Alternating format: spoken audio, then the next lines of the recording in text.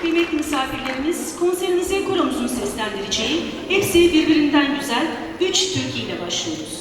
Koromuz ilk olarak Çorum yöresinden Hüseyin Çırakman tarafından Cumhuriyetimizin kurucusu Büyük Önderimiz Gazi Mustafa Kemal Atatürk'e ithafen yazılmış güzel bir türkü olan "Arzu ederdiniz bir yol görmeye, bugün bize hoş geldiniz erenler."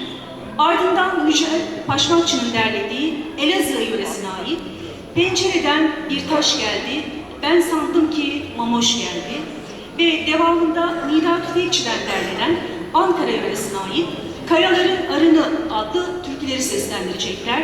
Alkışlarınızla koromuz sizlerle.